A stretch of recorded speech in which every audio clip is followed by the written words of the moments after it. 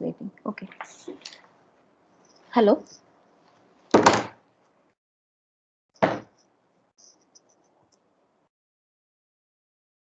Okay. Those who are answering, Ira, just one instruction. Whoever is answering or responding, kindly turn on your video. It will not be repeated before for every person individually. Okay. Thanks, Ira. Sorry for the ठीक है. interruption. No problem.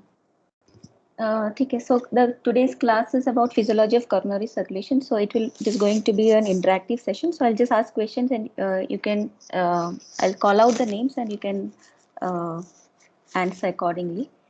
ठीक है. First Adi.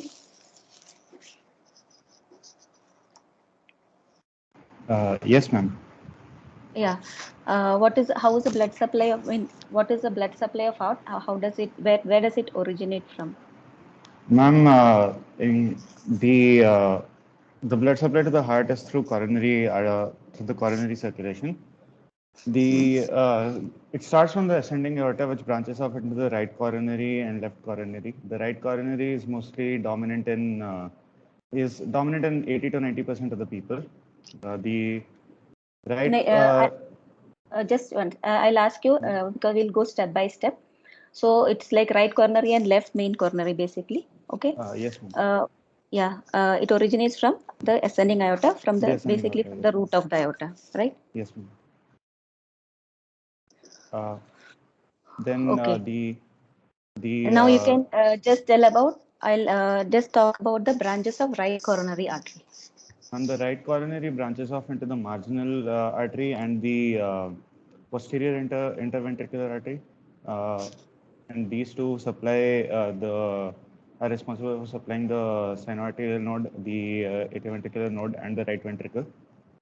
Uh, the the left coronary artery, it No, wait. okay. Just Yes, wait. ma'am. Ananya. Ananya. Yeah. Was there a mistake? I mean, you can correct him actually. What are the Ma'am, branches of right coronary artery? ma'am, branches of right coronary artery, there are large branches, that is right marginal artery, posterior descending artery, posterior left ventricular artery. Then small branches are like right atrial branch, infundibular artery, sinoatrial node, AV nodal artery. Okay. So it is not the posterior interventricular artery and marginal artery which are supplying the SA node and AV node. There are different like small branches which are arising and giving supply to SA node, AV node, AV the node. right ventricle. That is the acute marginal branch and the RCA. In how what is the percentage of does the RCA give rise to posterior descending artery in all the in all the in 100% of the population? What is the Ma'am, percentage in of? ma'am, 90% cases there is the right dominant coronary circulation, that is PDA arises from right coronary artery. But in Okay, 10% of hearts, it does not give rise to the PDA. In these cases, left circumflex artery continues as posterior descending artery. okay. Uh, so Ankush, Ankush. Yes, ma'am. Okay, now tell me about the blood supply branches of the left main coronary artery. Yes, ma'am. Ma'am, left main coronary gives the left anterior descending, Hmm? the left circumflex, and the left anterior descending bifurcates and goes down into the interventricular septum, and it also gives the septal branches. Okay, so the left main gives rise to LAD and LAD. LCX. Okay, LAD. Yes, What are the branches of LAD? You said just now. You uh, don't have to see and tell. You look up. ma'am. I'm writing it down side by side. Okay. So LAD will bifurcate and it goes down into the anterior interventricular septum, Okay. It gives right during that and course. It the gives rise to obtuse margin. no. Next person. You can just wait. Arti. Arti.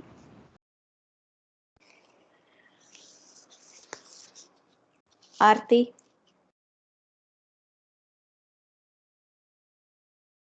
Arushi?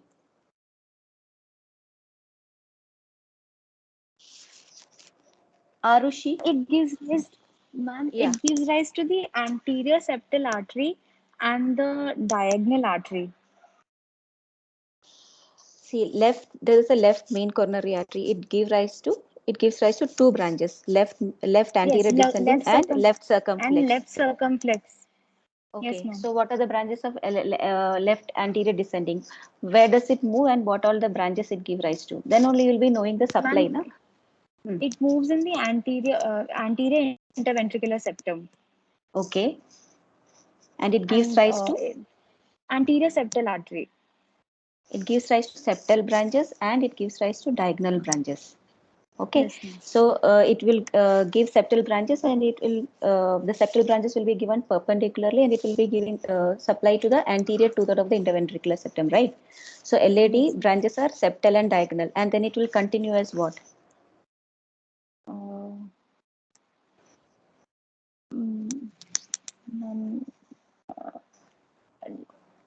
Left Okay. anterior. Balraj.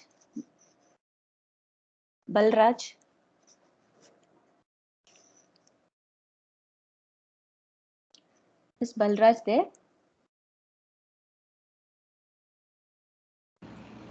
Ma'am, he's the first year. Okay. Basavraj. Hello, yes, ma'am. Yeah, just tell me the branches of left main once again, and what are the two branches of left main and the subsequent branches. Left coronary artery, it divides into left anterior descending artery and left circumflex artery, ma'am. Left anterior descending artery, it continues and it will go and anastomosis with the posterior interventricular artery after passing at the apex, ma'am. Okay, so what are the branches of left anterior descending? It will give rise to septal branches and diagonal branches. Okay, and what are the branches of left circumflex? Left circumflex, it continues in the left atrioventricular groove, ma'am, where it gives off obtuse marginal branch. Okay. Okay, ठीक है. These are the main branches, but in depending upon the dominance, again it will the branches may vary to posterior descending and SA nodal and AV nodal branches. Okay, next is Gokila. Gokila. Yeah. Yes, ma'am. Yes, ma'am. Now you have just seen the branches, so you just tell me the blood supply of LV. What are the various parts of the LV which are being supplied by each of the vessels? LV, left ventricle. Ma'am, left ventricle is supplied by left anterior descending artery, ma'am. Left Where anterior all is it descending supplied? artery, ma'am. Okay.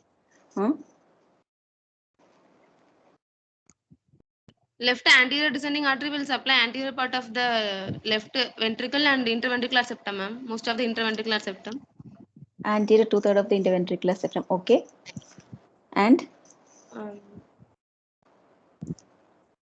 Then left. And it passes behind towards the apex and it goes behind. So it will be supplying the It apex goes also. behind and it joins with the posterior descending artery, ma'am. It anastomosis with the posterior descending artery, ma'am. Okay. And LCX, what all it supplies? Of the left ventricle? Circumflex artery will supply left atrium, ma'am. I'm talking about left ventricle. So left ventricle, which part of the left ventricle is supplied by a left circumflex? Lateral part of the left ventricle will be supplied by left circumflex. And what is the posterior part of the LV and interventricular septum is supplied by? That will be supplied by posterior interventricular artery, ma'am. Basically, yeah, PDA, but it is basically the right coronary artery. So basically, LV gets supply from all the three. Both the right and from the right coronary artery, left anterior descending, and the left circumflex. Okay, and the right ventricle is mainly supplied by your right coronary artery. Okay, By the and part Yeah, from the RCA and a little bit from your left anterior descending Yes, ma'am. in the anterior part. Okay. And as you said, left atrium is supplied by Left circumflex artery, ma'am. left circumflex, and right atrium is supplied by Right coronary artery, ma'am. okay, right coronary And plus SA nodal branch will be there, ma'am. That will supply the SA node. right coronary artery and plus LCX, because some of the conduction system is supplied by the left circumflex. So it's right coronary artery and left circumflex. The right atrium is supplied by the right coronary and left circumflex. Left atrium is supplied by the left circumflex. Right ventricle is by your RCA and left anterior descending, and left ventricle is by all the three. Yes, ma'am. Generally, normally, in a right dominant circulation. So what do you mean? Okay, next person. Deepti. Diksha. Excuse me, ma'am. Yes. Could you please repeat that left ventricle? What part of the left ventricle right coronary artery supplies which part of the left ventricle? Right corner. Okay.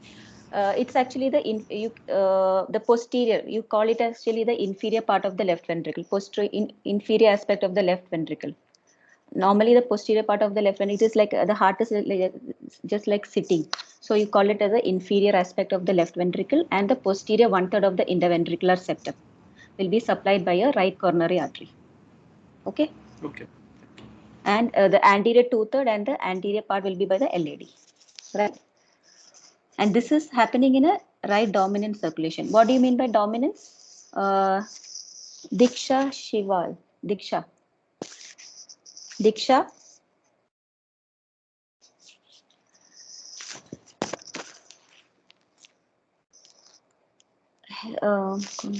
Hemlata.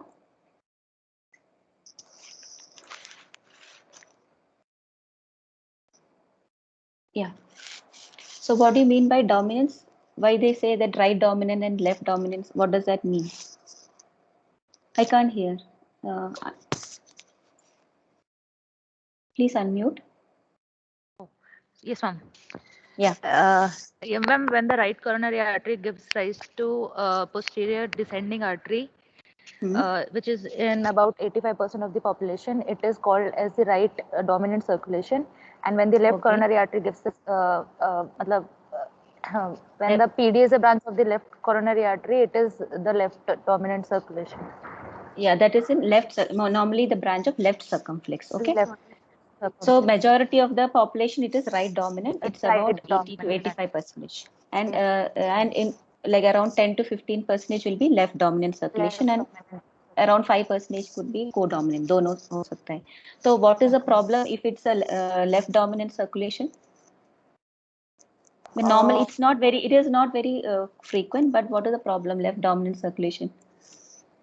Which is more dangerous, right dominant circulation or left dominant? Left is why?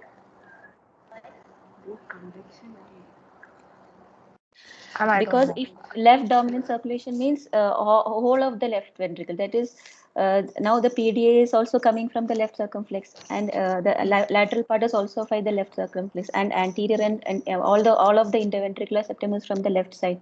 So if anything happens in the left main, so the whole of the LV can go into there can be dysfunction, ischemia or infarction of the whole thing. So left dominance is dangerous than right dominance. Okay.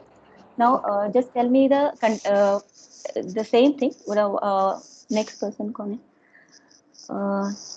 Ira Sharma. Yes, ma'am. Yeah. Now we have seen the chambers. Now you tell me about the blood supply of the conduction system. How we have already seen little bit, but you can summarize. Ma'am, in the conduction system, the SA node, 60% of the in 60% of the population, it is supplied by the right coronary artery, and in 40% of the population, it is supplied by the left coronary artery. Then most of the conducting system is supplied by right coronary artery, except the left branch of the. Wait, AV so AV nodal is again supplied by? right coronary artery. So how much percentage is that? We have already seen it's like equivalent, like dominance में जितना percent is the same thing. So it's around 80 to 85% will be AV nodal from the RCA, and the rest will be from the LCX. And what about the next bundle of his? Ma'am, that is also through right coronary artery, and the left branch of the AV bundle is through the left coronary artery. Only that part. This one, the bundle of his has got actually a dual blood supply. The bundle of his, उसके बाद bundle नीचे आ जाता है bundle branches. Again it varies, and then Purkinje fibers again it varies. So bundle of his has got a RCA with LCX blood supply. Okay, and when it goes down, you have got LAD because it is going through the septum, and the Purkinje fibers, it is mainly supplied by a left anterior descending. Okay, basically it's so you know it is RCA or LCX. AV node is RCA or LCX. Bundle has got LAD or LCX, and then septal branches, yeah, the bundle branches or the Purkinje fibers will be by the LAD mainly. Okay, so yeah, any doubt? Next, Jairam.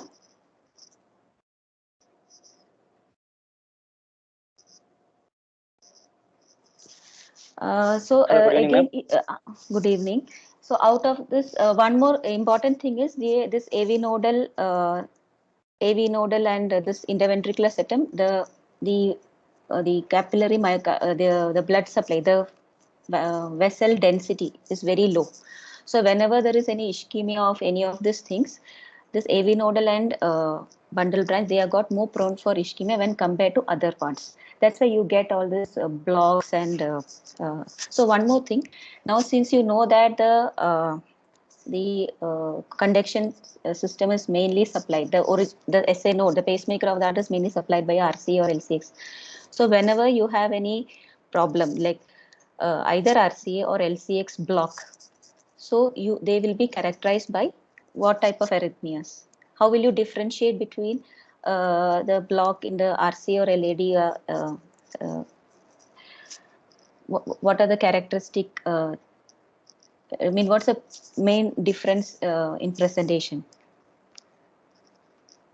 Right coronary, whenever there is a right coronary artery block, so how will the patient present that?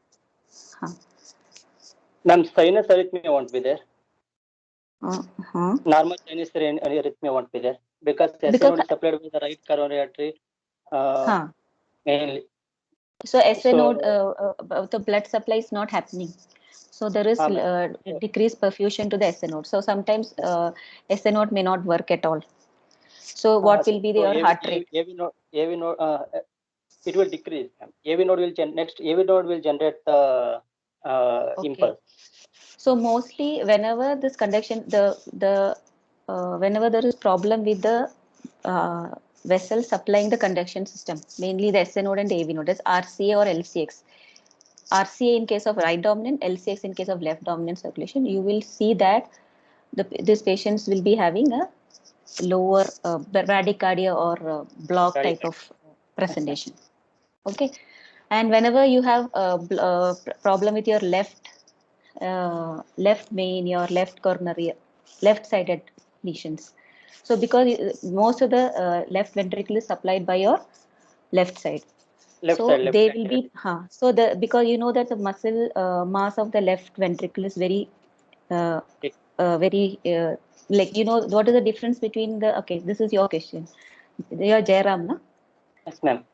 So what is the difference between the right and the left ventricle in terms of muscle mass, and what is the basic difference? Ma'am, why there is so much of Ma'am, left ventricle mein muscle thickness is like larger compared to that of the right ventricle because it has to contract against the afterload and it has to pump the blood to the aorta. Our right ventricle mein is less. Because you have to pump against the low pulmonary vascular resistance is usually low. So Yes, ma'am. normally you don't have to work. The heart does not have to work much. So RV is thinner than LV. Thinner So than the RV L. is around 6 times. LV thickness is around 6 times more than that of Yes, RV. ma'am. Okay, so that means you've got a thicker thing, and so the blood supply also you will have to have a proper blood supply to More the left. blood supply And to most the of the time when you talk about myocardial ischemia and all, most of the times it is related to your left ventricle. left And ventricle. whenever there is any ischemic thing, what happens? There will be Uh, major. They will develop because left side is being le- supplying basically the left side, left ventricle. So whenever there is any ischemic event, they will have ventricular arrhythmias.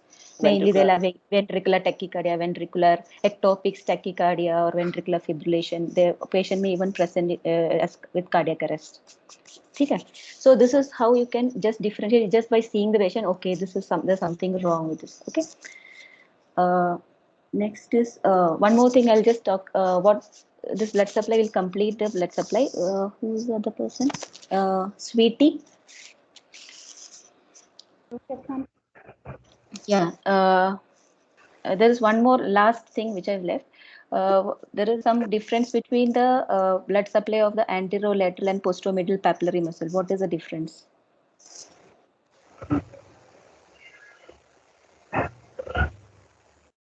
Sweetie?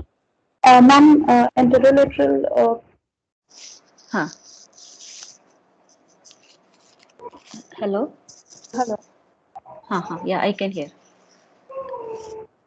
Ma'am, the anterolateral papillary muscle is supplied by the left circumflex artery, the marginal branches, and the posterolateral is mostly supplied by the right coronary artery.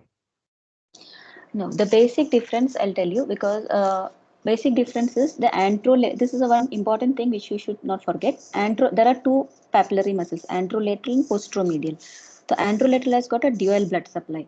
Okay, and it has got a dual blood supply, whereas posteromedial, in majority of the conditions, there is only a single blood supply. It is either RCA or LCX. So they just need one block in one of the vessels to become ischemic. So whenever there is RC or LCX block, you can see that if it is affecting the left ventricle, posteromedial papillary dysfunction is more common because they have got a single blood supply in majority of the patients. Okay. But anterolateral has got a dual blood supply. So even if one gets blocked, there is compensatory blood flow from the other. So they may not present that much as an ischemic thing. Okay, this is one difference which you should know. Okay. Now coming to the Rajeshwari. Yes, Rajeshwari. Yeah. Just tell me. Okay. Now this blood supply part is over, and now just tell me how they are distributed. What is the what is the like epica? These are what type of coronary arteries are there? Where are they located, and how do they supply? What is the further branching? कैसे होता है, and how does that? What is the importance? These are originate. You have already. Huh? कौन सा? These are actually these are actually originating from the root of the aorta, right coronary and left coronary, and they are big branches, and they are coming. They will be lying on top of the heart. It will be like epicardial surface में होगा, right? So that is what I wanted. These are epicardial arteries, and then what happens further? And intramuscular arteries, ma'am. It gives rise to. So we have already seen they will be going on top of the heart. It will be visible with your naked eye. Okay, that's how they operate. No? They will be operating on top of the heart. So they are epicardial vessels. While they are going, they give perpendicular or oblique branches deep beneath through the myocardium, and then after that, endocardial arteries, ma'am. You should tell probably like what happens. These are all larger arteries, and then as it gives branches either perpendicular or oblique, it goes further and further down. It starts becoming small because artery से क्या बनता है next? Smaller and smaller arterioles होता है. उसके बाद there will be capillaries. Capillaries is a region where there will be exchange of your nutrients and oxygen and all that. Uske baad then there will be venules and veins, right? So you have to tell properly. So how does it go? Where is, because this is very important for your physiology thing. So without you, if you don't know that, so it will be difficult. So this is epicardial artery, they are larger arteries. So what are they meant for? The one which we see with your this coronary arteries basically supply. This is meant for what? They supply the blood. They supply the oxygen, nutrients to the. Where does it supply? Coronary arteries. Where are they? What is the ultimate blood supply? कहाँ पे है? Okay, Mania. Mania. Yes, ma'am. Yeah, just tell me briefly how the blood supply. What is the difference? Difference in blood supply of ma'am? Just epicardial artery, then उसके बाद branching कैसे होता है, and how, what is the coronary circulation mean? It's not just artery, right? Artery, vein, and artery, capillaries and veins. So how does it branch? The right and left coronary artery. Once it is derived from the aortic root, how does it branch further? Yes, the left coronary artery branches into the. No, we have already spoken about the branches of the vessel. And the left and the circulation. Can't hear. Sorry, ma'am. You can't hear properly. Okay, I'll go to the next person. Megha. Megha. Yes, ma'am. Yeah. Did you understand my question? We have already spoken about the branches and blood supply. I'm just asking what happens further. Ma'am, first epicardial artery will give a perpendicular branch to the myocardium. And myocardium in left. No, ma'am. She looks ill. Poor girl. Okay. Okay, Naresh. तूने no ma'am बोला है? मतलब अचानक से no ma'am क्या बोला?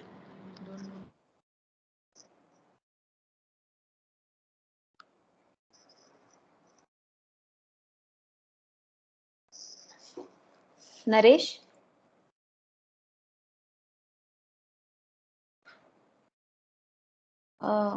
Neha. Neha.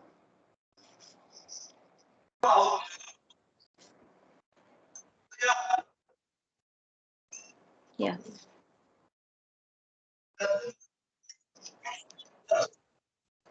Yeah, Neha. Yeah, just tell me how it branches further. Okay. It further divides into gives perforators to the ventricle.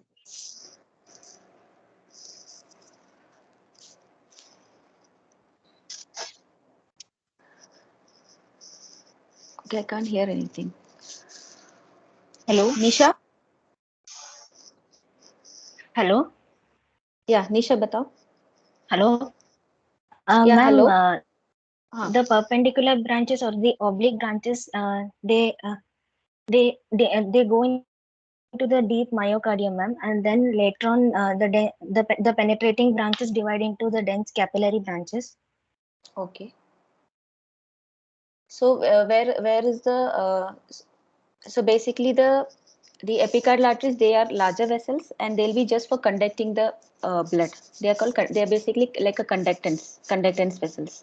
And as it goes further down, it branches further and it becomes smaller and smaller. Diameter will become smaller and smaller, like at the arteriolar level.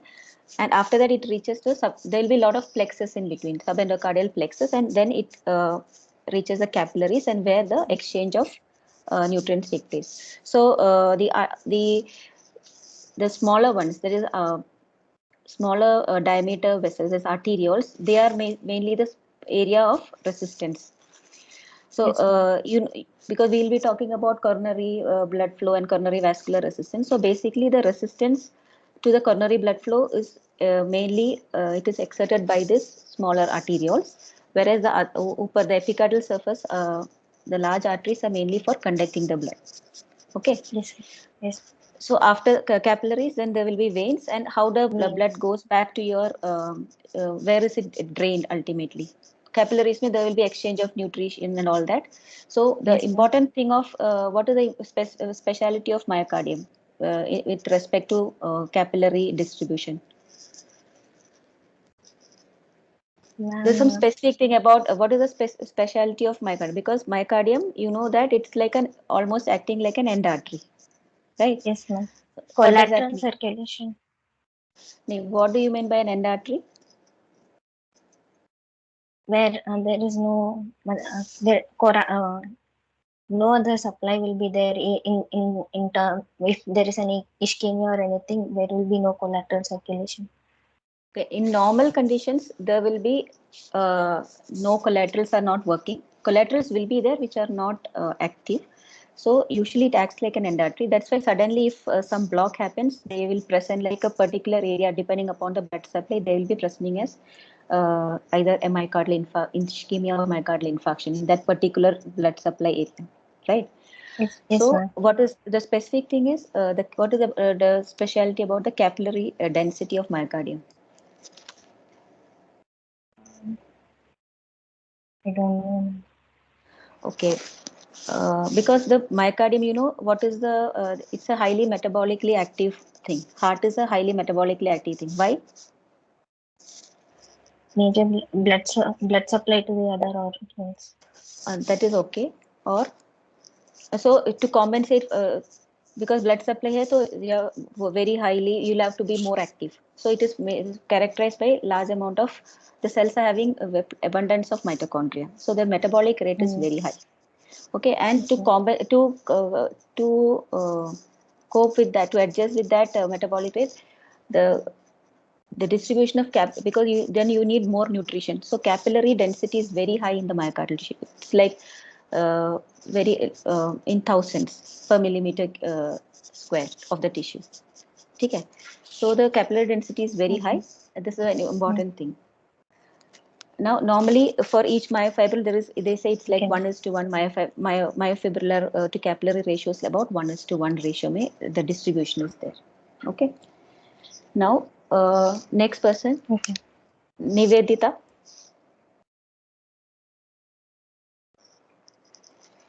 Nivedita.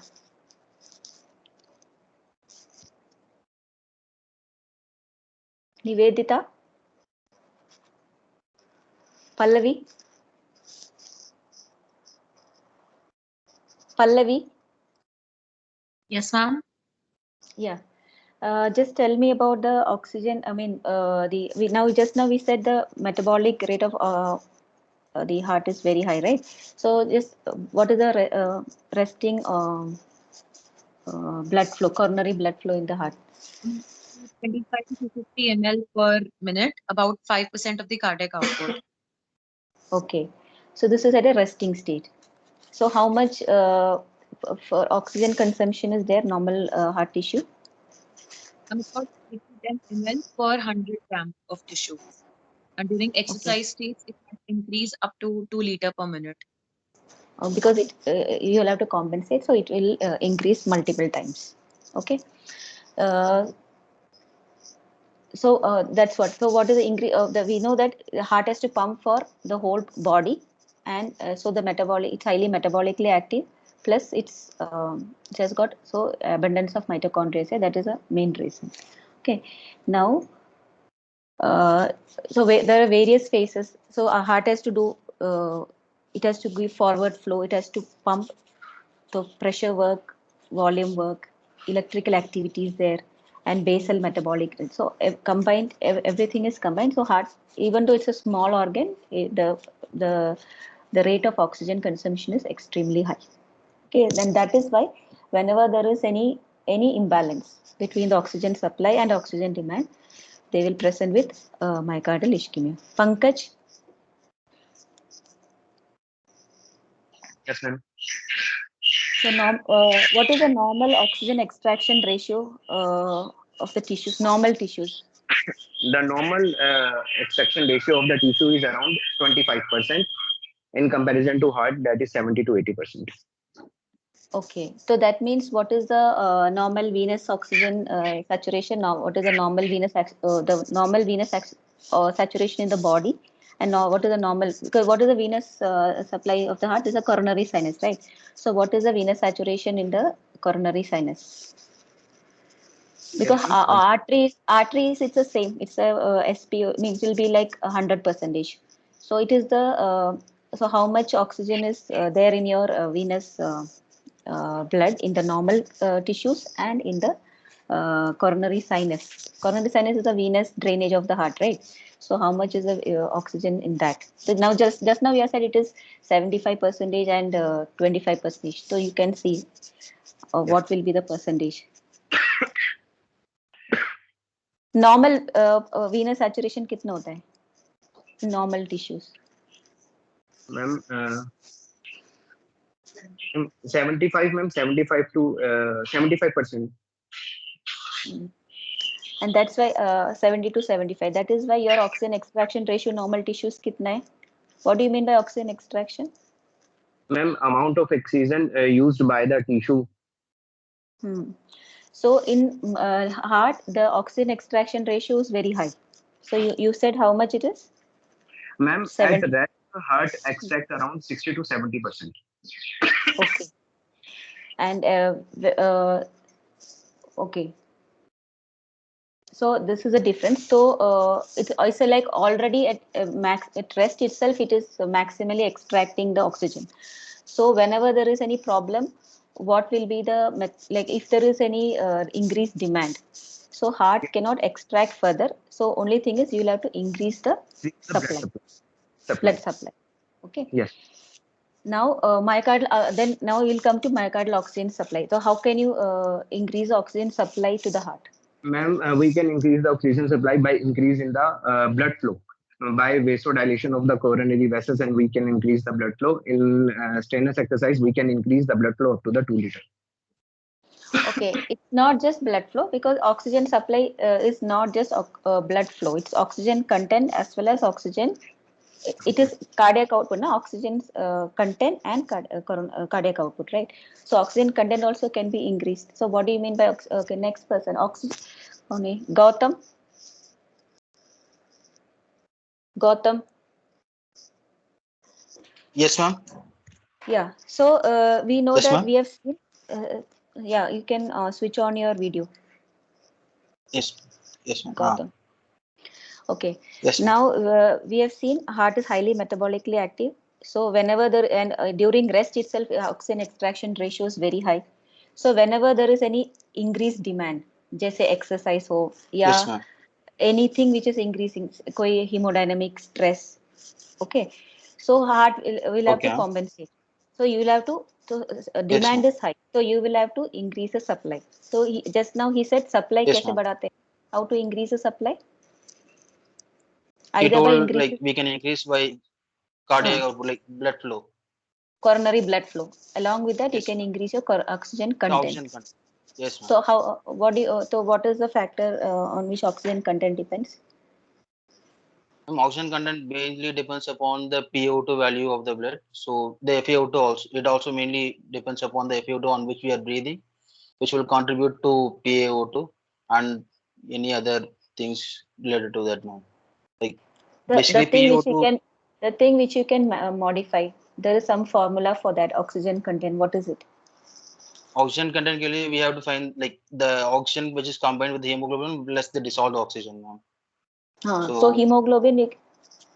So either you can have a. So what's we the can either formula for increase that? the hemoglobin content, which can increase in turn increase the oxygen content, or the dissolved oxygen, which also can increase the oxygen content of the blood. ठीक है. तो Poonam Chauhan.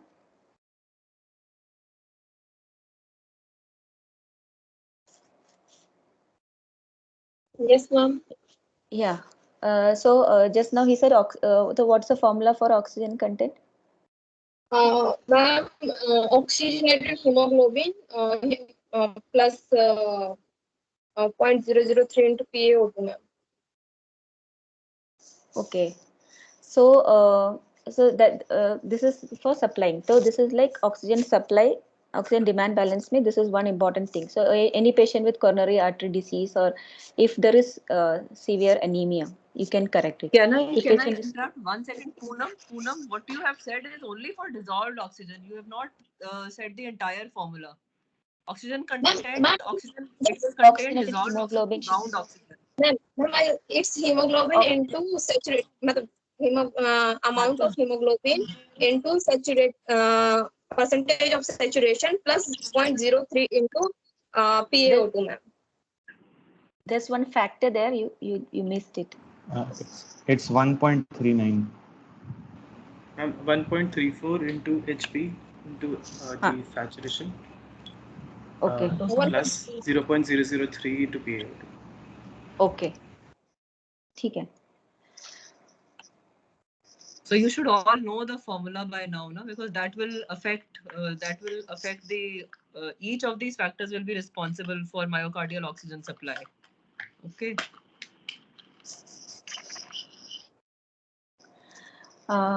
So next is your so this is one the oxygen content.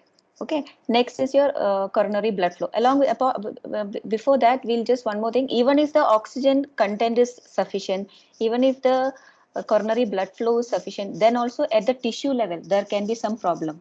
What are the various factors which can affect oxygen tissue delivery? Oxygen delivery at the tissues. So all this is oxygen content, then blood flow at the tissue level, the delivery. Three things will be affecting basically. So that is one small thing which I want to say. You must be knowing the oxygen dissociation curve, ODC curve, shift to right, shift to left. So you should not miss that point also. So what are the factors which will help in delivery of oxygen at the tissue level?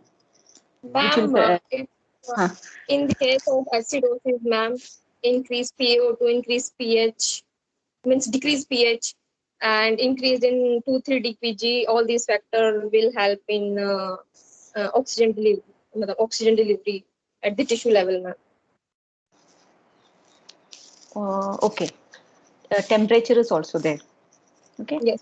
So okay, these two factors we will think. Now we will talk about the coronary blood flow as such. So coronary blood flow.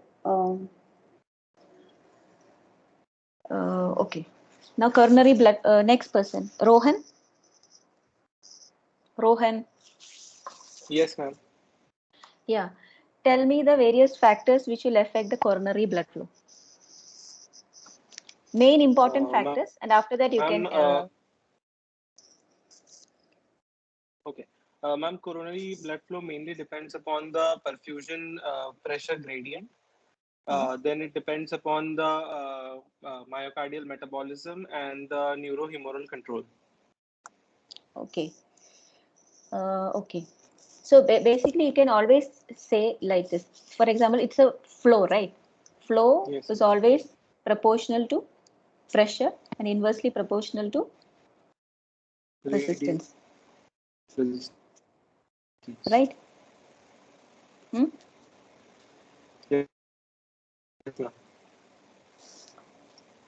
Means what is that?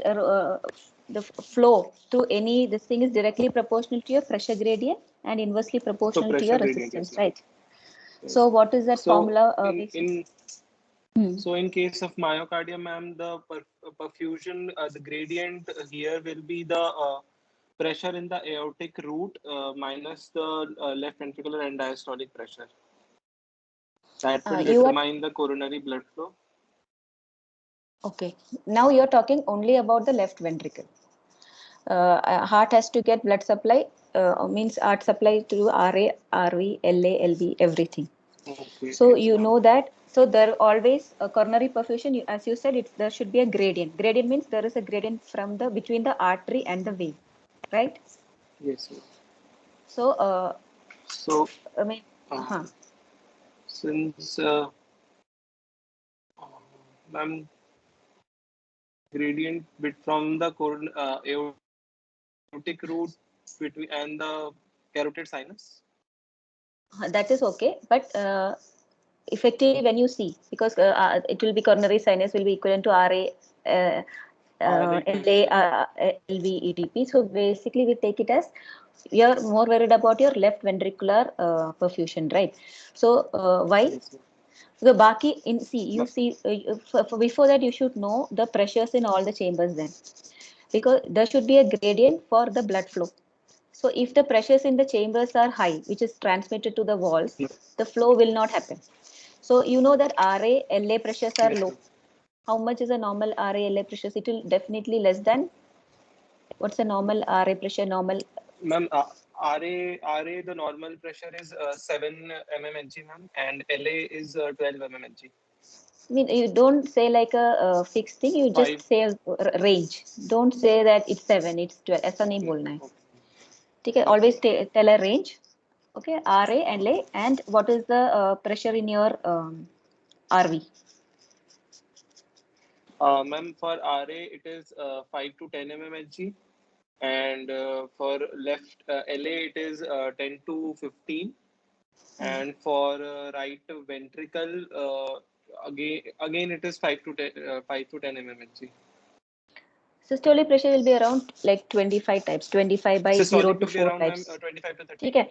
So you know that, see, the main supply is from the aorta. So aorta pressure, you know, it's 120 by, normally it's 120 by 80 we can take. Okay. Yes, so you take at each phase, systolic phase in RA, systolic phase in LA, RV, LV. In all the phases, the systolic gradient is there except in LV, because LV may it is almost the same as aorta. Sometimes you may have to give it with more force. Sometimes the LV pressure, LV systolic pressure may go up further. So gradient is not there in the systole, only in the LV, but rest of the chambers there is always a gradient. So there will be flow happening during systole. That is why we are more concerned about. Yes. Therefore, flow will happen during systole for sure in all the other chambers, but not in LV. But not in LV. And during diastole, gradient is there in all the three chambers anyway for sure. And what about LV? What is the diastolic, normal diastolic? You can say around 80. So what is the LV and diastolic pressure? Normal left ventricular and diastolic pressure, how much it will be? You say na pulmonary capillary wedge pressure and LV, DP, how much is it normally? That is also, ma'am, like 10 to 15. Okay, so you know that 80 minus 15, there is always a gradient. Okay, so this is one thing. So we should know that in left ventricle, the majority of the perfusion is happening only during diastole, because the systolic pressures are almost the same. Yeah, there is no gradient which is happening during systole. Yes, sir.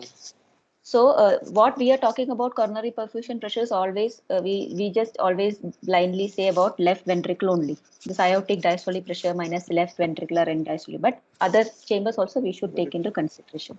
Okay. Yes, so now what you have said is, so this is the so you should always know perfusion pressure. There is a difference in between all the chambers. In all the things, systole and diastole, they are perfused equally. Now, but there is one problem. That means in the left ventricle there is a it's like a phasic thing, phasic perfusion which is happening. Only supplied during diastole. And it is not that 100%. It's not totally only during systole, because during systole the upper part of the chamber, this epicardial vessels, may be slightly perfused, because the pressure is not. See, basically during systole what happens? The whole cavity will be coming closer. Right. So the intracavitary pressure is so high, it may get just transmitted to the nearby subendocardial area. So that area will be definitely affected, but subepicardial and epicardial areas may not be that much affected. So some amount of perfusion may still happen there. But majority of the perfusion to the left ventricle happens during diastole, around 85%, but rest can happen during systolic also. Right. This much you understood? Everybody understood? Yes, now just tell me why, just now I told the same thing. Why the LV? Okay, next person, Sakshi.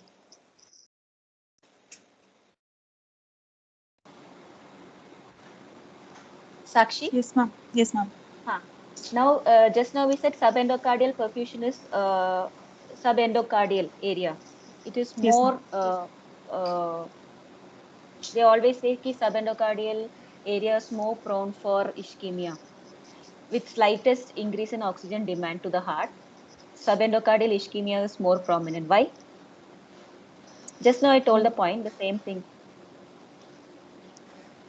Ma'am, because ma'am, the LV is getting supplied only during the diastole phase. Ma'am, and only the intra cavity pressure that is very high is only supplying the subendocardial area, which might not be enough for it to sustain, and it might undergo ischemia. Okay, actually the thing is during systole, the whole chamber is coming closer. So the vessels, what happens during systole? What happens? The whole cavity is coming closer. The myocardium, during contraction, the myocardium will thicken and it will come closer. So the vessels, intramural vessels, are going in between the myocardium, right? Intramural means intramyocardium. So the vessels will get compressed. The vessels will get squeezed. And as it goes down in the subendocardium, what happens is, जैसे मैंने बोला, intracavitary pressure is transmitted more to the sub, because it is just next to your to the ventricular cavity, right? Plus the force of contraction, the effective contraction is more in the subendocardial area. The myocyte thickening is more. So thickening is more means the more work is happening there. So more work is happening means more oxygen consumption. So again, the it's basically Demand is higher. Demand is high and supply is less in the subendocardium. Yes, Because ma'am. as you go down, the resistance is high, the supply is also less. So because subendocardium is niche, from upper epicardium say blood has to go down up to the subendocardium, right? Yes, ma'am. It is like epicardium, subendocardium, myocardium, and Yes, okay, that this has got a longer distance to travel. So if you don't give enough time, then again perfusion will get altered. So that is the thing. So subendocardium is an area which is more prone for ischemia during times of high oxygen demand. Okay. Yes, Now, but to compensate, you don't go, but to compensate for this, there is some, God has given something. Just say we know that from the epicardium to endocardium, the vessels are coming down, but so more intracavitary pressure is more transmitted to the subendocardial area, and the myocyte thickening is also more during in the subendocardial area. But there are some advantages, positive things which have been given by God to maintain the perfusion to the subendocardium. What are they?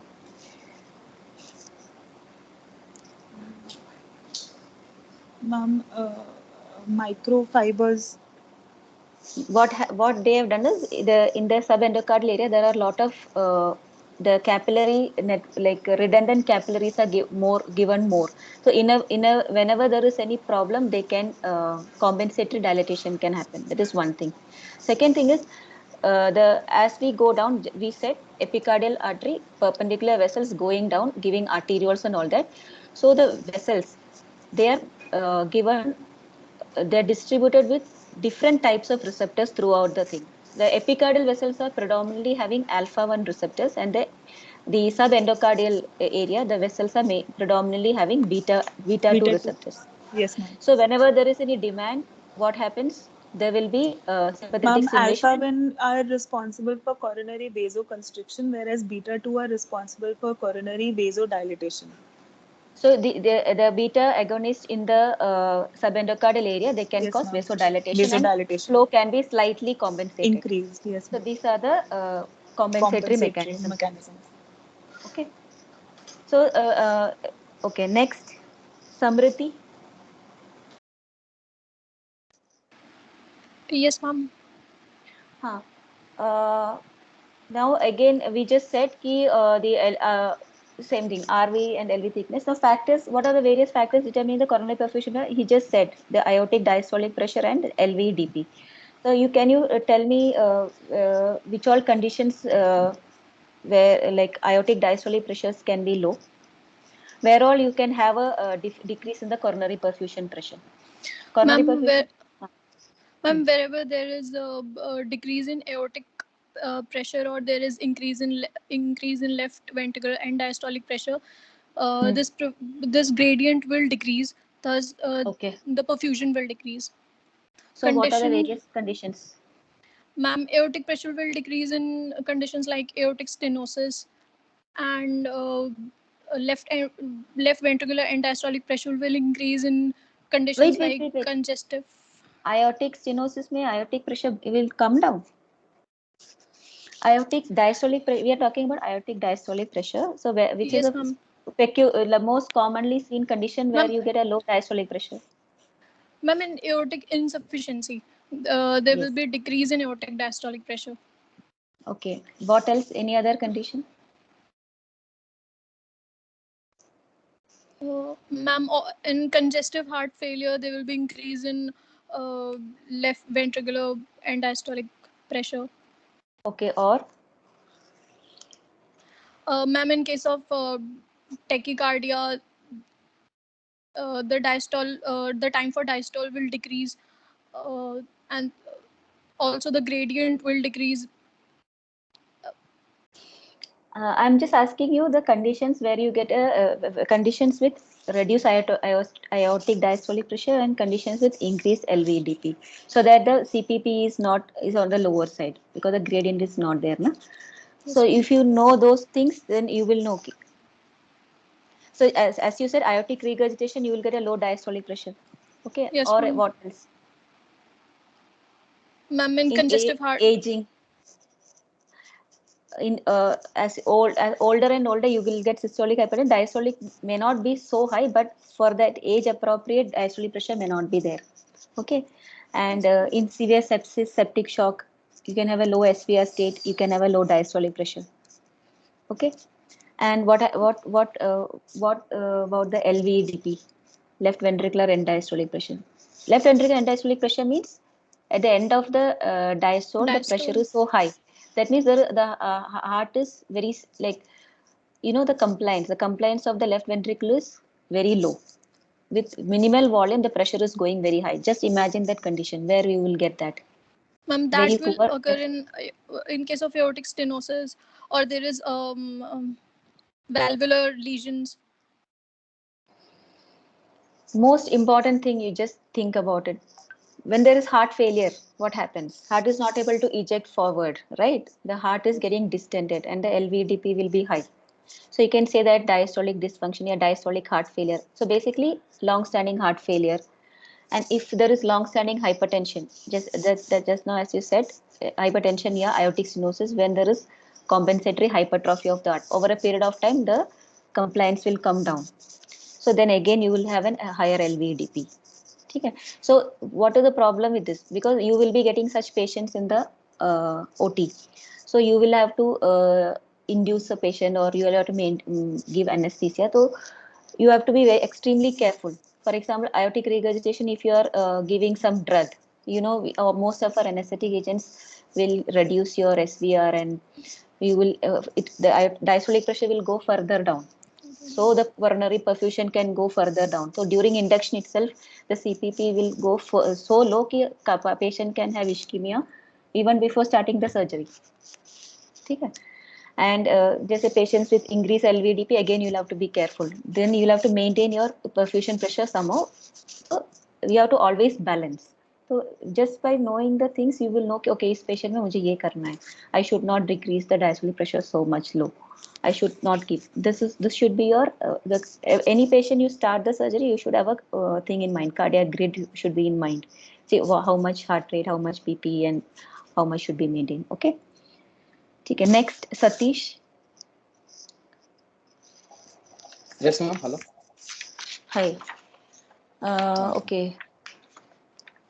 So just now she said about coronary perfusion. So coronary perfusion is one is your aortic diastolic pressure, and another thing is your. Yes, ma'am. And one important thing, can you have what happens in anemia is, can you have a low diastolic pressure there? Severe anemia. Ma'am, anemia में tachycardia होता है, ma'am, like.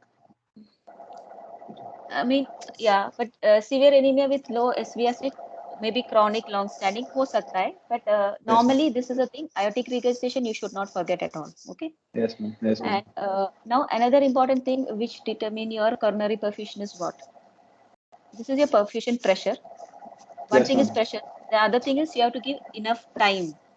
So what determines the time for perfusion? Ma'am, diastolic time, like. Yes. So normal, how much is the what is the systolic Ma'am, 0.5 diastolic seconds. ratio? Okay. Yes, ma'am. Normal ventricular diastole. Okay. So what happens if the heart, if in case of tachycardia, what happens? Ma'am, this time it will be reduced, ma'am. So heart filling will be reduced according to Frank Starling law. Amount of blood pumped will also be reduced, ma'am. Okay, you are telling diastolic filling is decreased, but we are worried about here about your coronary perfusion, because perfusion we already said left ventricle में diastolic phase में perfusion होता है, and if your you tell, yeah. Ma'am, because the blood filling will be reduced, coronary circulation will also be reduced, ma'am. Okay, because then tachycardia will also be there. It will further cause this endocardial, subendocardial vessels compression. So it will be further reduced, ma'am, and the heart will be more prone for ischemia. Okay, because you know that diastolic because you have tachycardia means diastolic time is reduced. Diastolic time is reduced means, for example, if the heart is, for example, 5 centimeters, just it's just imagination, just maybe 1 centimeter thick LV. Okay, yes, and diastolic time is around 0.5 seconds. So perfusion is happening in 1 centimeter में 0.5 1 centimeter by 0.5. Yes, ma'am. 1 centimeter 0.5. The same thickness is there, but the diastolic time is decreased further. So yes, it is like maybe the circulation by 0.3, the blood flow reaches only up to in 0.3 seconds. It must have reached maybe midway only. Before that, the heart will go into systolic phase. Yes, ma'am. So it's very important. Okay. Yes, ma'am. Yes, ma'am. So tachycardia should be avoided in the coronary blood flow. What we said is coronary perfusion में one thing is the pressures and other one is your time. ये दोनों should be taken care.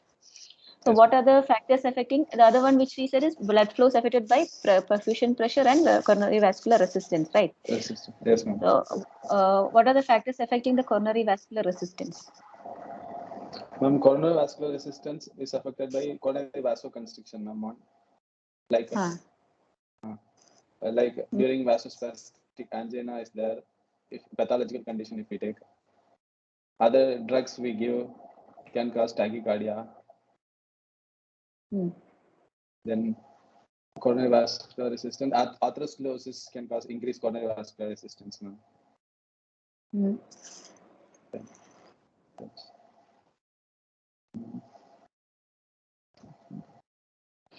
I just wanted to know the various factors, because we are talking about coronary blood flow, right? So we already said, Dr. Rohan ने बोला था कि coronary sympathetic stimulation causes vasoconstriction. Sympathetic, any shock may cause sympathetic stimulation. I mean, you have to tell properly. Okay. Yes, so because you're going to write an exam, this so you should be writing it in a proper way. Okay. So just imagine blood flow, perfusion pressure is fine. Now we are talking about the vascular resistance. Yes, so the blood vessel, the myocardium intramural vessels are there, and there is some vascular resistance is happening. This vascular resistance can be an extrinsic vascular resistance or intrinsic vascular resistance. So the extrinsic vascular we have already spoken, because during systole it gets external compression. Yes, so around 10 to 20% of your severe coronary vascular resistance is due to your extrinsic compression. Yes, yes, ma'am. Rest of the coronary vascular resistance is by your intrinsic vascular tone. So we should know what are the various factors which affect the coronary vascular tone. That is my question. Okay, I'll go to the next person. They can Shabnam.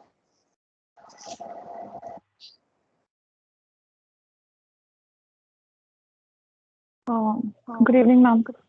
Good evening. Yes, ma'am. Ma'am, mainly endothelium relaxing factors, which we are talking about, like nitric oxide. Ma'am, they causes the relaxation of the endothelium.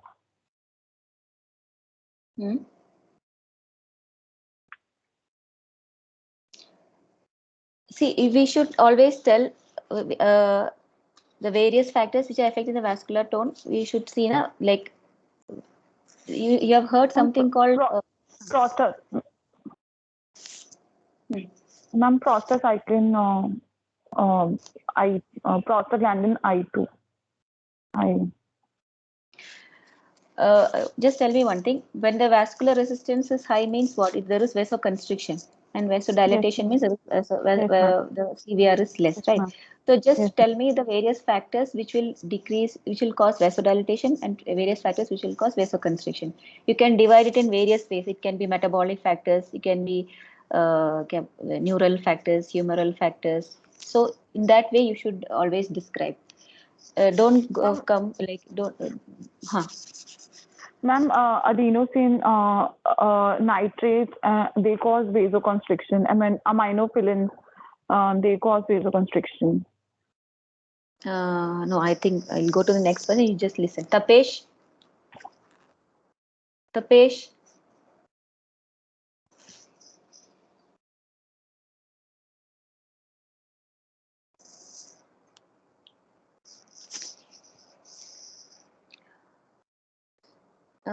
Tapesh? It's muted. You please unmute. Hello, ma'am. Can you hear me? Hello. Yes. Yes, I can hear. I can hear. जी ma'am. बताओ.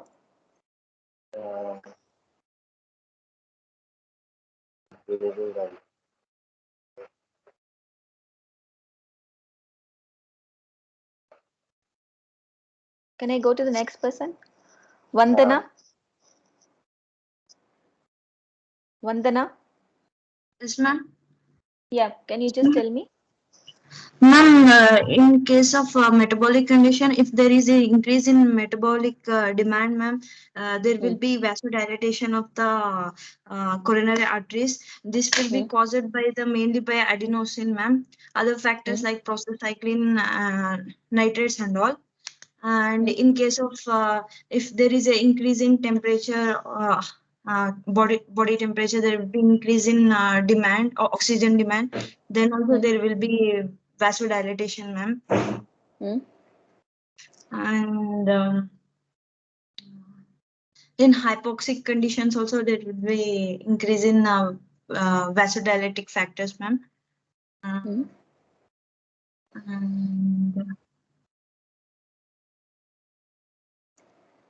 See, there's something called flow in all of the whole body. There's something called flow metabolic flow metabolic coupling. Means whenever there is increased metabolism, flow will increase. So the flow will be increased by your vasodilatation. Okay, vasodilatation is by decreasing the resistance. So whenever there is metabolism, means what? One area mein body ka area mein metabolism is high. Means what? They'll be using up a lot of oxygen.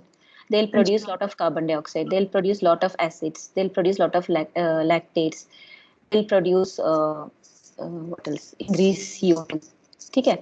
So all these factors can stimulate your muscle.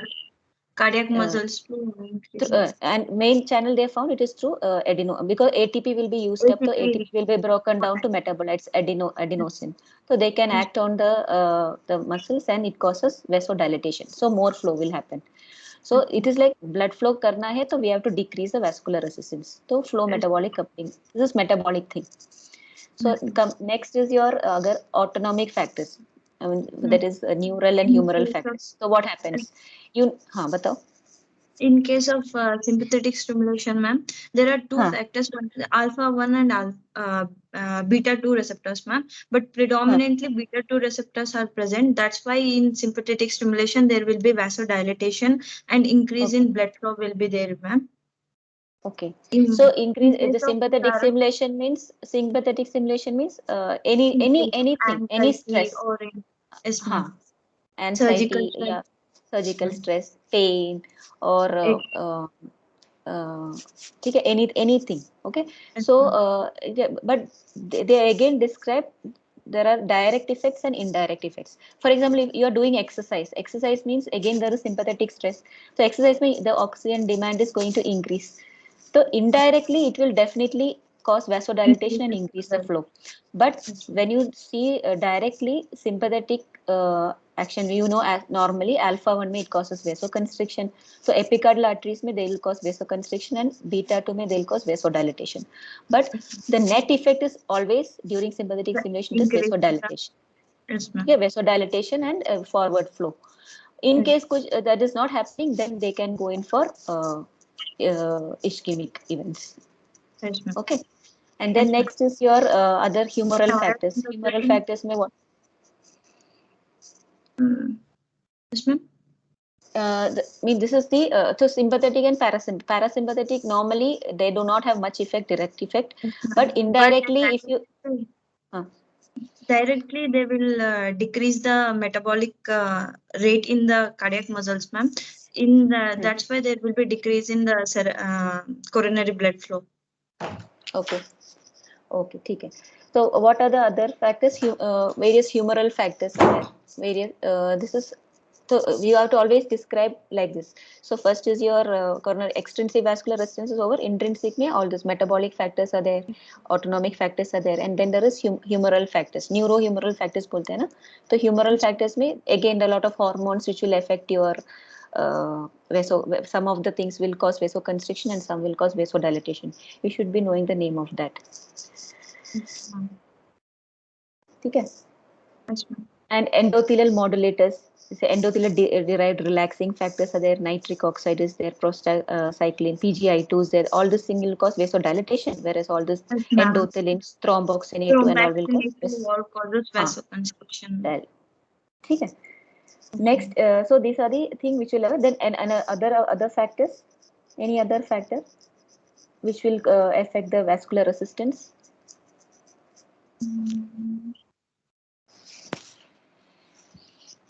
जैसे हम normal बोलते हैं कि okay the something with the blood. I mean, these are all these are the main factors basically, but you should not forget about the metabolic thing. You should not forget about the neurohumoral factors and the extrinsic factors. बाकी viscosity of the blood and all that gradient, collateral supply, all that you can add on. ठीक है, you understood, no? Yes, ma'am. Yes, ma'am. Next, Varsha. Thank you.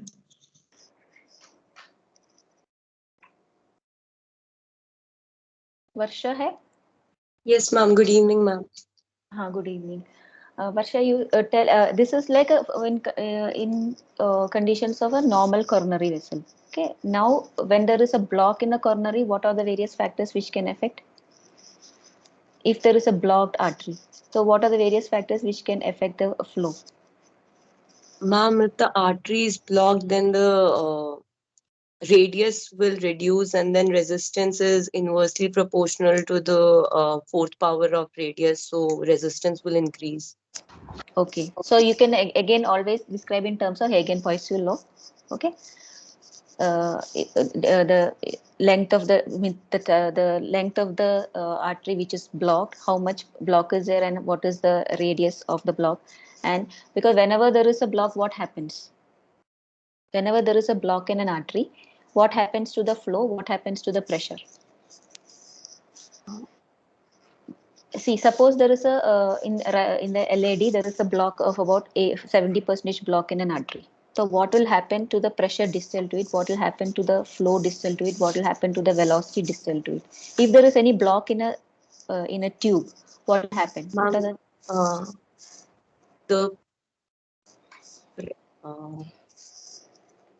Ma'am, the flow will reduce and the velocity will increase. The flow will become turbulent flow instead of laminar flow. So normally whenever the velocity increases beyond the obstruction, there will always be a pressure drop. So the amount of pressure that is why whenever you see, whenever there's a block, why do you, okay. So there is always a pressure drop beyond the obstruction, and the flow will also be low. So how to maintain perfusion beyond that area? So actually, whenever there is the normal vessel we already said. So whenever there is a stenosis, we should know whether it is a fixed stenosis or it's a dynamic one. Okay. And Yes.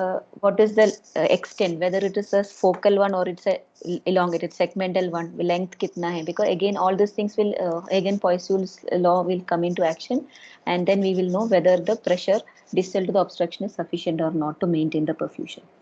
So at least this much you should know ki, uh, in that case we will be worried about the distal perfusion pressure whenever there is a block. Okay. And then various conditions like even though the obstruction may not be there, but if the distal in the smaller vessels, the diffuse disease like in diabetes and female patients and all, you can have problem further.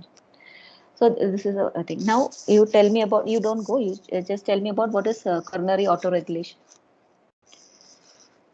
So now you know about coronary blood flow. What are the various factors? One thing is the perfusion pressure, and the other one is your vascular resistance. Perfusion pressure should be maintained. Vascular resistance also should be made. Should not go high. So it has to be Yes. maintained. It is maintained by all these various factors. Now, what are the what do you mean by coronary autoregulation? Why is it important? And what are the various factors affecting it? If you don't know, I'll go. If you don't want to tell, I'll go back to Adip. Sorry, ma'am, I don't know. Okay, okay, ठीक है. Adip.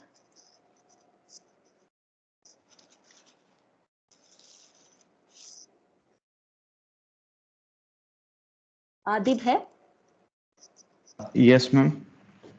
Just tell me, I was asking about coronary. Have you heard about coronary autoregulation? Not sure, ma'am. Amir?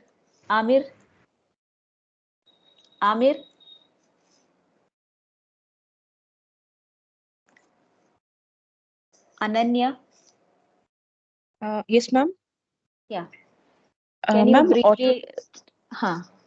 Ma'am, autoregulation refers to the ability of the organ to maintain constant blood flow despite changes in the arterial perfusion pressure.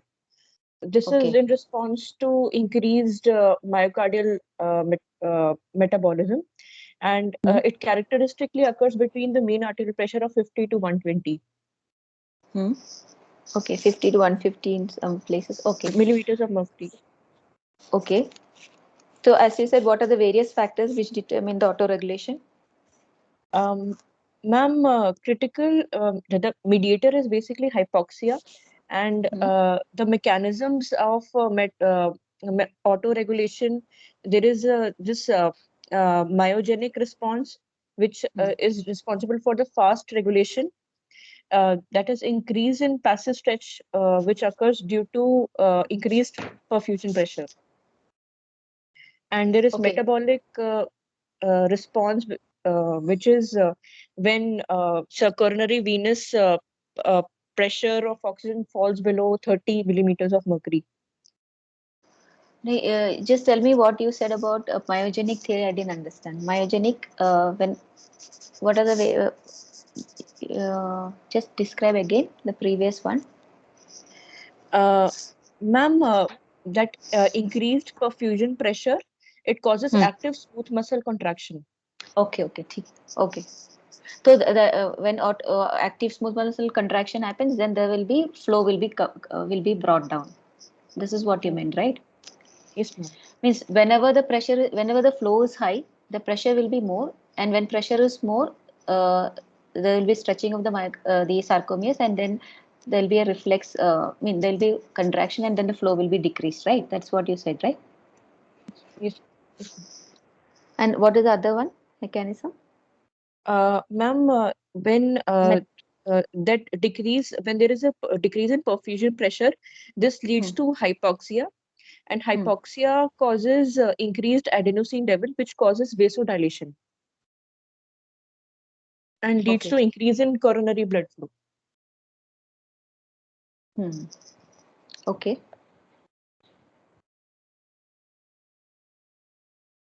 Okay. And coronary autoregulation, where is it maintained better, in the subepicardium or in the subendocardium? Again, you know Ma'am, that. it is better maintained in the subepicardium. So what are the various factors which can alter the coronary autoregulation? Normally, this one, the factors which we said, but when we give some drugs, inhalational agents and all that, autoregulation can get deranged, right? Yes, ma'am. So you should go back and read. There are some theories. I mean, I don't know, but for your theory purpose, you can just see there are various proposed mechanism for autoregulation. They say tissue pressure theory, myogenic theory, and metabolic theory. Metabolic and myogenic, you've already said. Tissue pressure means what? I'm not sure about tissue pressure. Have you heard about it? Ma'am, the flow metabolism coupling. No, what tissue pressure thing is, it's like the same thing. Whenever the perfusion pressure is high, there will be means more flows happening in the vessel. So more capillary filtration happens, and it will go to the surrounding tissues in the tissue surrounding the vessel. So because of that, there will be compression and further flow will be decreased. So it's just for understanding purpose. So it is not a commonly same mechanism, but normally we can say myogenic and metabolic theory. Okay. Now coming repeat the tissue pressure theory. Yeah. See, there is increased perfusion pressure, so more flow is happening. So when more flow happens, what happens? You can say the hydrostatic pressure or whatever. It is more inside, so more fluid will leak into the more fluid will come out to the capillaries, to the surrounding tissues of the vessel. So as the tissue pressure surrounding the vessel increases, the flow in the vessel will come down further. Understood? Wait. Basically, it's a capillary. See, more the perfusion pressure is high, so more flow is happening. Because of that, what happens is more the filtration from the capillary side is more, which will which is going to the surrounding tissues of the vessel. So the vessel will get compressed, and the flow will the forward flow will be decreased further. Not understood. Anybody understood? Can explain better. Yes. Understood? Ma'am, actually, this is since the perfusion pressure is more in the vessels, there will be more amount of blood, coronary vessels. The more amount of blood will exert a greater hydrostatic pressure. And since the hydrostatic pressure is more, there will be more filtration from the vessels to the extravascular tissue. And from the extravascular tissue, since there is now fluid accumulation, that fluid will exert a pressure against this hydrostatic pressure. So the flow will reduce. Yes. Like it's a cycle. Yes, it's like you say it as capillary. You can just say in an easier way, capillary filtration, and which causes increased tissue pressure surrounding the vessels, and the further flows decrease. Same, the mechanism what you said is right. Okay. Okay. Next, next is Ankush. Yes, ma'am. Ankush. Yeah. Now, see, we have seen the factors affecting the oxygen supply, right? Abhi tak. Supply means you have seen about the oxygen content, you have seen the coronary blood flow, and you have seen the coronary vascular resistance. Now you tell me the factors which will affect the myocardial oxygen demand, because that is going to affect your this thing anyway. Yes, ma'am. Myocardial oxygen demand will be increased when there is increased activity during exercise or during sepsis. When the work of the heart increases, the demand will increase. And in case of hypertrophy of the muscle, in hypertension, there will be hypertrophy of the left ventricle, and then there will be increased demand. So all these things will ultimately increase some particular. For example, agar there is exercise, there is fever, Yeah, there is anemia. So in all these conditions, you know that there is increased heart rate, right? Yes. I mean, you explain in terms of cardiac terms. I mean, these are various conditions where you will get increased oxygen demand, just say shivering, hypothermia, hyperthermia, anemia, exercise, hyperthyroidism, all, and so many drugs can cause. So all these things are there, but ultimately in the body, how it will present? Okay. It will present like some various Increased cardiac heart factors. rate. Huh. Increase And you in should heart explain rate. each of the things. So demand, how is it going to increase the demand? How a heart rate is going to increase the demand? Okay. Heart rate, increase in heart rate will lead to a decrease in the diastolic time. Okay. And the contractility. Yes. So basically, if heart rate increases, one thing, as you said, the diastolic time is reduced. So the perfusion is decreased, right? Supply is basically decreased. At the same time, when the heart rate is increased, the demand is more. Along with heart rate, whenever the heart rate increases, sometimes associated with that, there will be an increase in contractility also, because it's called क्या बोलते हैं उसको, like Tretti effect and all that. So heart rate, along with the increase in heart rate, there can be an associated increase in contractility. So whenever there is increase in the oxygen demand is definitely going to increase. Okay? So heart rate, you can say that supply is decreased and demand is increased whenever there is tachycardia. Yes, ma'am. Okay. And next factor is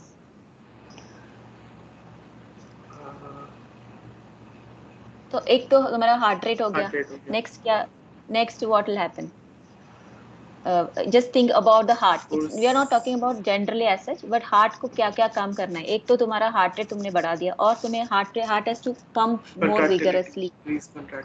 So whenever any factors increase in the contractility, again exercise, inotropes, a lot of drugs, like sometimes compensatory, there will be increased cardiac output. So any conditions which will increase the contractility.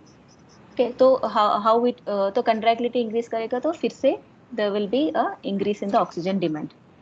Okay, and then various drugs you should not forget. Many inotropic agents, we will be thinking कि it is good for the heart, but it can increase the oxygen consumption actually. ठीक है, जैसे dobutamine, dopamine and all, after a further for particular level, it will definitely increase the myocardial oxygen consumption. Okay, next. What is other factor? Huh? Okay. Next person को बोलो. बसवराज. बसवराज नहीं है. Hello, ma'am. Ma'am, wall stress, ma'am. Wall stress. What does that mean?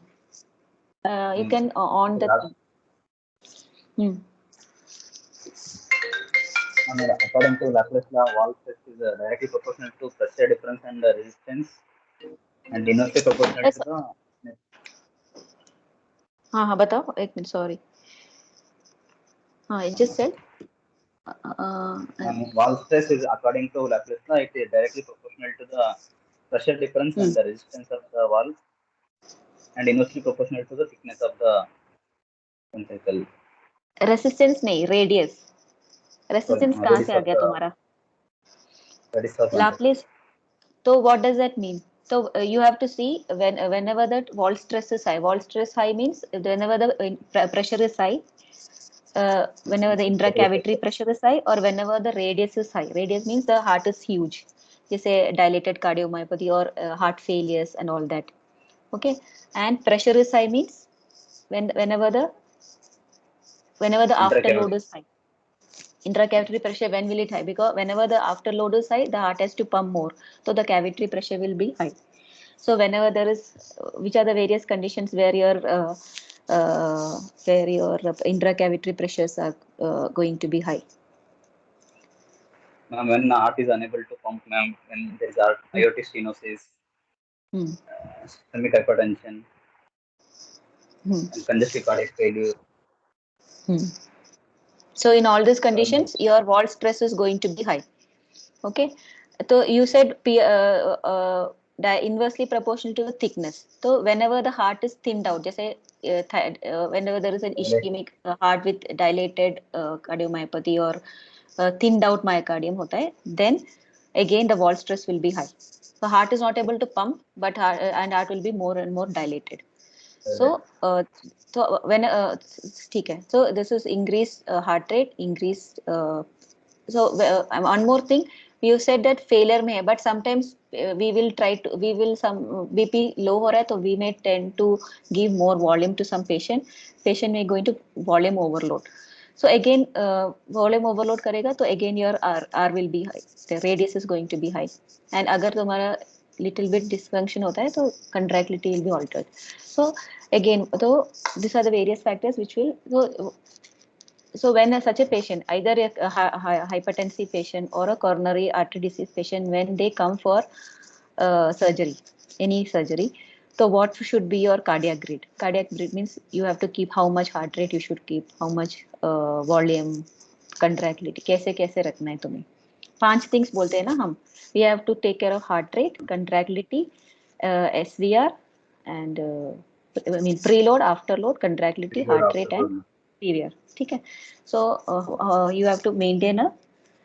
You can always low heart rate है तब. Preload you can say adequately maintained or lightly lower भी ठीक है.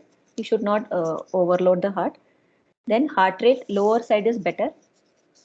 Tachycardia is never the thing, and afterload has to be maintained. Afterload should not be increased. Why? Because if you do not maintain an afterload, sometimes BP may fall. If BP falls, then your coronary perfusion CPP will come down. So your CPP has to be maintained. You can say that CPP you can just maintain. Okay. And contractility you can either maintain, even slightly depress, because most of our anesthetic agents which you use slightly वो depress करते हैं, it is not going to harm. It is, if it increases, then the oxygen consumption is going to be high. You can just say that maintain the contractility. ठीक है. So this should be your cardiac grid for a patient coming for any of the things. Now next कौन है? You are Basavaraj ना? Okay. Ira.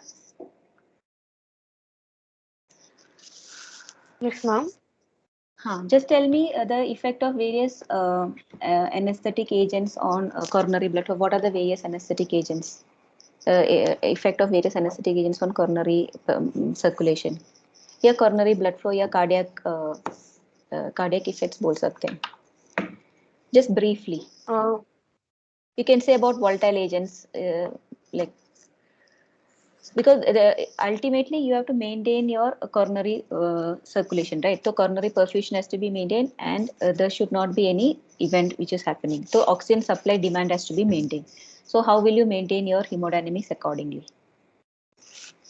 Ma'am, like propofol will decrease the cardiac output in intravenous agents, and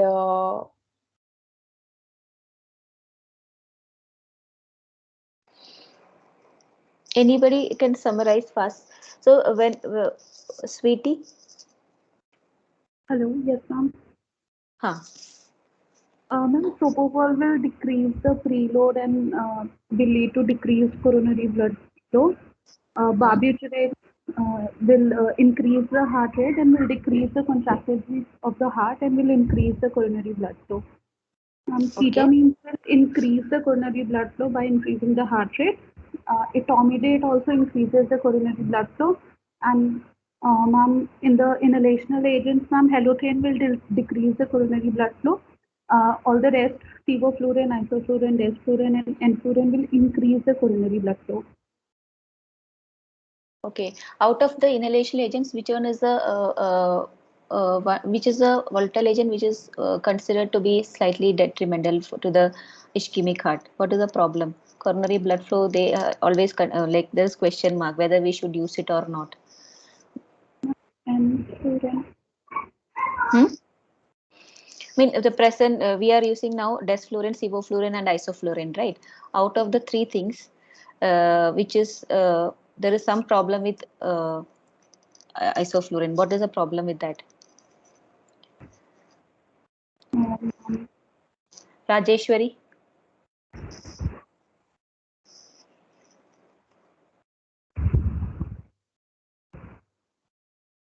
Rajeshwari? Megha?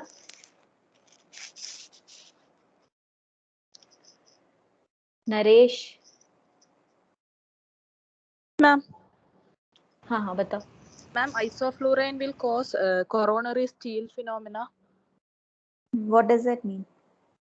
That means it will cause vasodilatation in the normal vessel, so blood will redistributed to the from the like stenosed part to normal vessels, normal areas.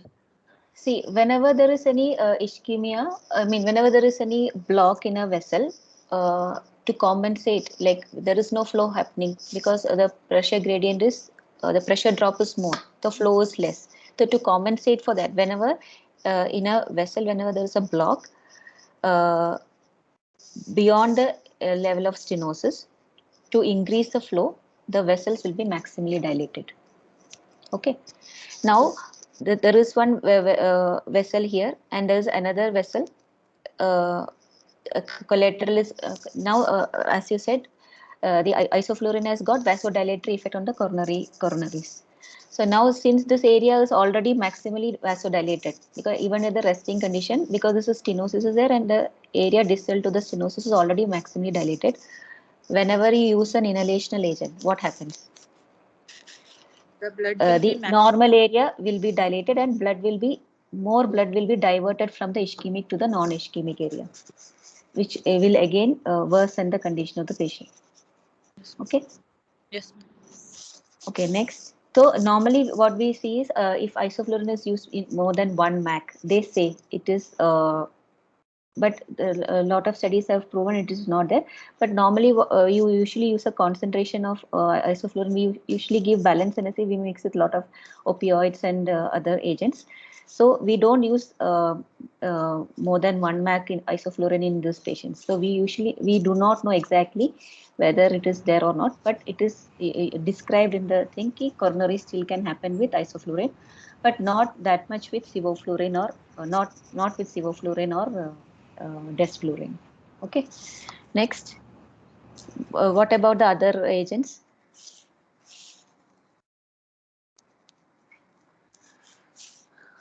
Neha?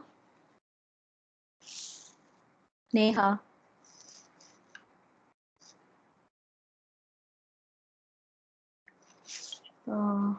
Okay. हाँ. हाँ बताओ. Ma'am, nitrous and halothane decreases cerebral coronary blood flow, and other agents increase coronary coronary blood flow. Okay. And what about opioids? Opioids.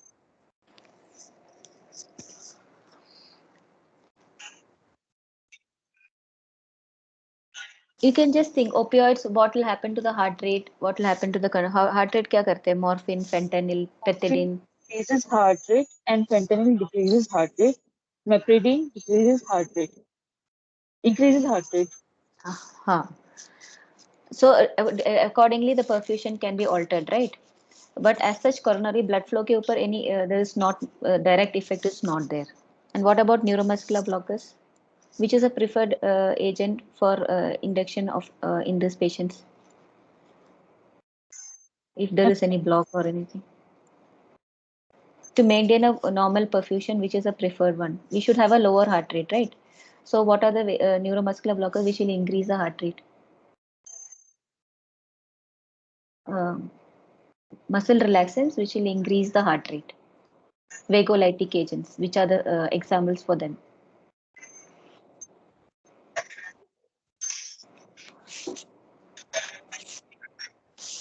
Most common, some when you use, there is some muscle relaxant which will cause tachycardia, right? Which is the muscle relaxant? नहीं पता। हाँ कौन बोल रहे हैं? हाँ निवेदिता, क्या Nivedita, Pallavi, Pallavi,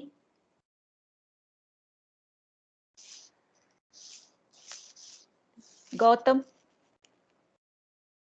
Poonam. Pancuronium causes as atropine-like effects.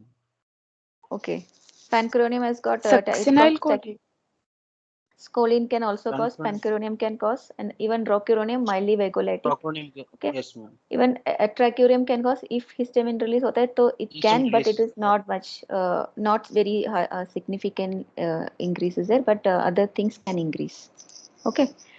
And what about the now one important thing about this is about the anesthetic agents. Now there's one thing do you know about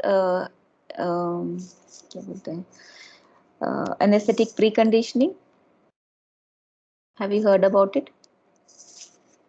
Yes ma'am. So what does that mean? Most of the volatile agents they initially trigger some kind of mechanism which will help in the myocardium to better withstand if any ischemia happens afterwards. So Means for short duration, if you okay, short duration of ischemia or short duration of high dose of anesthetic agent prior to the event, prior to a longer duration of ischemic event will help in this. I think you should go back and read. I think anesthetic preconditioning is seen with which agent normally, which is the most commonly used agent for anesthetic preconditioning. I think sevoflurane is used for anesthetic preconditioning. Yes, you should read about it. Okay. Yes, now, the mechanism, there is different things. Because it can be asked, but like early preconditioning, late preconditioning. Two phases, early phase and late phase are there. Early phase is mainly because of adenosine release, and it is the one which is most responsible for the anesthetic preconditioning. The late phase is basically the one which is going to prolong the duration, like up to 10 minutes of ischemia can be tolerated by the myocardium if there's any proper preconditioning has been taken place. Like lot of agents also contribute in addition to adenosine. Even opioids are also one of the agents which can be used as anesthetic for anesthetic preconditioning. Okay, so for this you can go and read. Now, do you know about? Okay, one more thing. What about this is about general anesthesia. Now, what about thoracic, like regional anesthesia? Does it have any effect on the coronary perfusion and coronary blood flow? Which one do you prefer? Batao. In case of any subarachnoid block giving like local regional anesthesia, if it's going to extend beyond the level of T4 or T4, it can affect coronary perfusion pressure in those instances, ma'am. But any regional blocks, like any local nerve blocks given, mostly doesn't have any much effect on the coronary perfusion, coronary blood flow, unless otherwise any intravascular injection or any other things are happening. What about epidural? What is the effect of epidural on coronary blood flow? Thoracic epidural, basically. Actually, because of there is a sympathetic blockage, there might be there will be a decrease in heart rate and everything. So coronary blood flow might be compromised in those kind of areas. Because there will be a decrease in heart rate, decrease in contractility also because there is sympathetic blockade. So but it can cause coronary vasodilatation. So it is like positive भी है, negative भी है. So you have to balance. Yes. ठीक है. But it is not that it should not be used. If you take care and adequate doses and titrate करके दोगे तो and then manage the events, so you can give.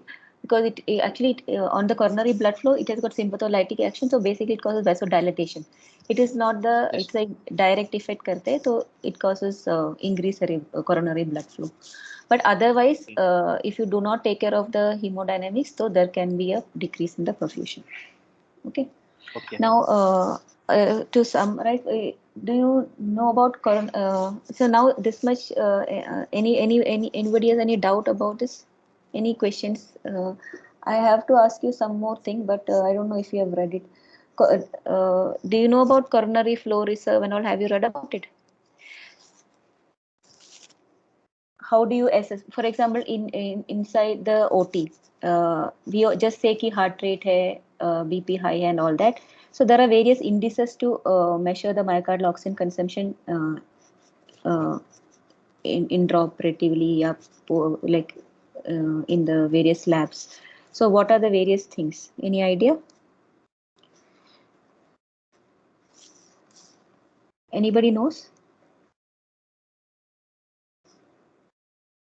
So pressure, rate, pressure product. Ankush, batao. नहीं ma'am. Hello, Deepti ma'am.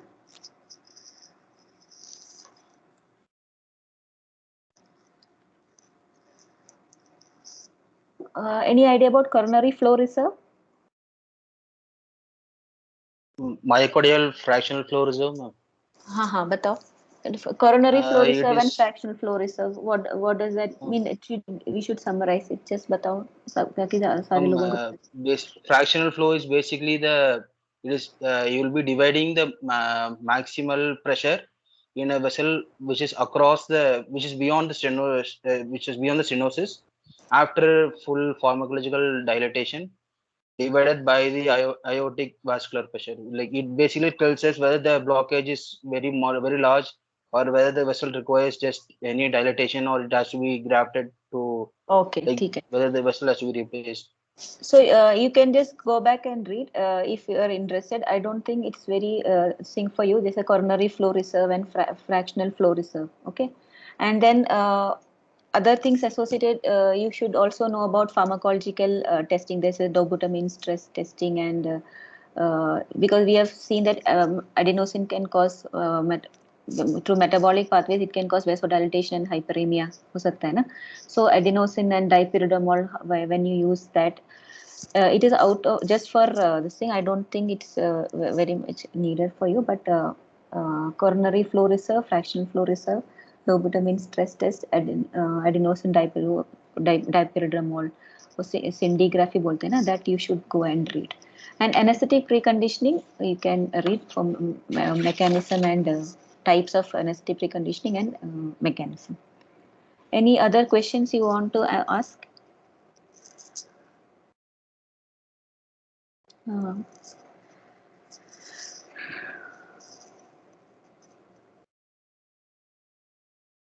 Anybody, any questions? Doubts?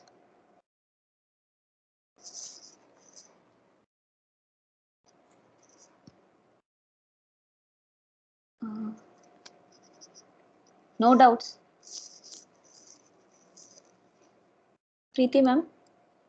Hello?